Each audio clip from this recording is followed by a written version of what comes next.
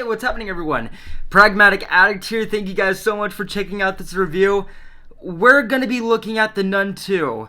Now, I went into this film, so just really quickly, I am very hit and miss on the Conjuring franchise as far as, like, to the extent where I'll watch some of the movies and then I'll be like, I hate these. And then I'll watch them again and I'll be like, they're fine. And then there's some that I absolutely just adore. And then there's some that I don't know how I feel about them. I'll watch them like 3 times and I just still won't know how I feel about them.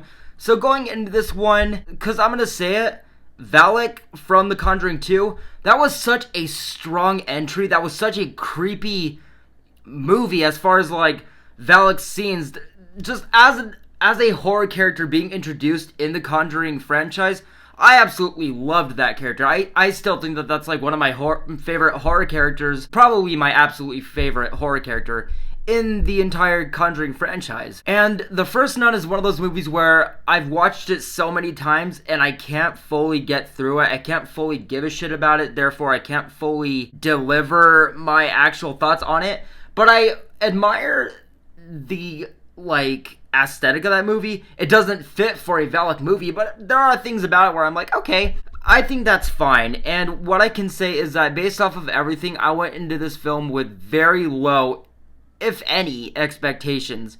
And I don't actually think it's all that bad. So let's talk about the Nun II. So right off the bat, and just in general, this movie is on a much stronger level than the first one. And I would actually say just about like with everything. As far as everything that the first one gave us, this film does exceptionally much better. Now, with saying that, I'm not gonna say that this film feels like the first one. It does not at all. This feels like a much more confident, a much more cared about, a much more desired and just focused film than the first one. So the first thing I'm going to talk about is the scares, and with talking about the scares, I'm actually going to talk about just, again, immediately how the film overall just delivered. It has a much more appropriate tone to it. It has a lot more unnerving and eerie focus to it, and just the build-up with its scares. It just captures the essence of its scenes well enough. You know, with things like its lighting,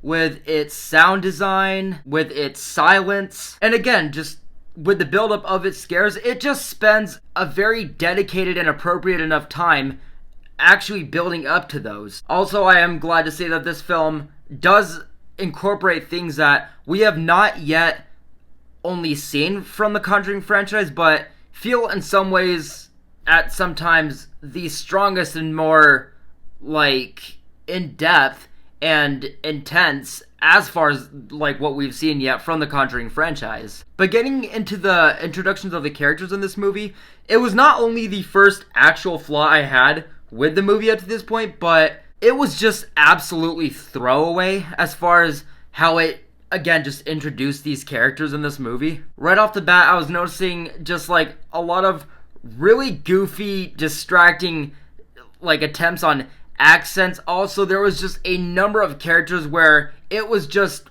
like kind of overwhelming and just overfilled. You know, I'm like, okay, we got Thaisa Farmiga, of course, we got the love interest who's back, we've got this priest, we've got this nun, we've got all these students, we've got this other nun, we've got Storm Reed, who's the rebellious nun. Just a lot of overwhelming and unintentionally goofy things that I was admittedly kind of expecting in this film. And it was actually that thing where I was just like, holy shit, is the only decent thing in this movie actually gonna be the surprisingly, like, hardest thing to do with, you know, based off of seeing the first Nun and being a Michael Chav's film, gonna be the horror? Is that gonna be the actually only decent thing in this film? Wow, I cannot even imagine how that's gonna go. Which does make me want to know also, as the horror does continue, it still does continue to just do fine with its tone, with its pacing, with its build-up, and still continues to do things different enough where, again, it was just, we had not seen these things not only yet from the Conjuring franchise, but just for a Nun film, it does kind of deliver more or less where I was like, okay, thank you. If you would have done this as an outright first film based off of this character, it could have actually possibly lived up to that potential that, I felt that the second Conjuring movie introduced with the character. But I will say now, there are times, especially as the movie goes on, that within that horror, like how they choose to execute some of these scenes especially, they just do feel very disappointing and come off a little bit throwaway, especially as far as like compared to how everything else revolving around this scene delivered. Again, the build-up, the pacing, the tone. Also, getting to the story now, yes, I know I haven't talked about that yet. It's honestly just because I don't really have much to say. Though, in saying that, if I will say anything, I will say that it's like I said in the very beginning. This movie still has a lot of flaws that the first one has. It just feels like a step in the right direction. It is a much bigger improvement, I would say, not only with the story, but just with everything. But it still has a ways to go as far as actually delivering a genuinely decent Nun movie based off of the potential that The Conjuring 2 delivered with the character's introduction. So what I will say is that this film has a story, more or less, kind of like how I felt about the first one. It felt like they were telling a story, but it, A, never grabbed my attention, and B, never made itself exactly clear. What I will say about the first one is that there were plot points that kind of caught my attention. This film not only has much more of that, but again, like I said a number of times already in this review, they are just much stronger in this film than the first one. This has, again, the same kind of like issues and flaws, but also just in general incorporates the same material more or less as the first one. There are just much more to the potential of actually, delivering. Again, it doesn't quite give us that Nun movie that we want, but this is a significant step in the right direction. Where in the very least, I felt the drive with this one. I felt engaged throughout this almost 2-hour Nun sequel because it had a better grasp on its surroundings. It had a better grip on its pacings. It had just better quality all around compared to the first movie. There's also just much more genuine creativity in this film that I actually want to talk about some of it, but I just simply can't without spoilers. So like, for example, there's this one scene where this girl is in this manor and she's on the staircase, and without going too much into spoilers, this film has to do somewhat with like time jumps where it actually talks about its connection with the Conjuring franchise as a whole. I also not only think that the scares were just much better paced, much better like built up and just like tonally and everything, but they actually are just genuinely well written at times. Like there's this one scene where the little girl in the scene that I'm talking about, there's a segment within the scene where she's looking at like a dark corner. She thinks that she can see the nun, and then like someone opens a door and light comes in, and it just looks like it's just like a really beaten up wall that's all crumbled, and it kind of like has the layout of a face and like a silhouette of the nun, kind of like what you see in the trailer with the magazines, which based off of seeing that in the trailer, I was like, okay, that's going to be like the creative scene in the movie, and it doesn't even look that good.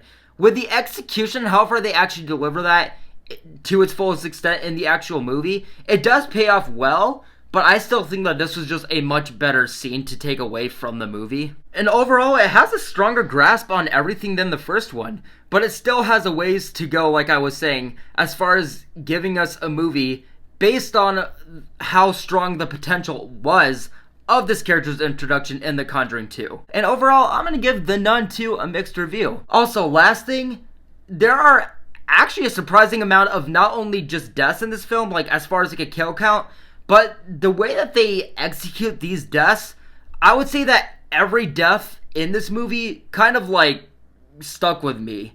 Like I could see this actually being the first film that Dead Meat did out of the Conjuring franchise with a kill count. But yes, guys, that is going to do it for my review of The Nun 2. This is much better than I was expecting it to be. It is much better than the first film. It kind of, in a lot of ways, makes up for how shitty the first film was, as far as like how excited I was to hear that this character was getting its own movie. But again, it still has a ways to go as far as delivering something that equals how strong of an entry this character first had in The Conjuring 2. But yes, guys, that is going to do it for my review of The Nun 2. Let me know what you guys thought of this film once you guys do see it. Where does it rank in your guys' entry as far as like the Conjuring franchise? Do you guys think it's better than the first? Do you guys think that it is as bad as you guys were expecting? Let me know. But yes, guys, I'm going to wrap it up here. Thank you guys so much for watching, and I will see you very soon in the next one. Take care.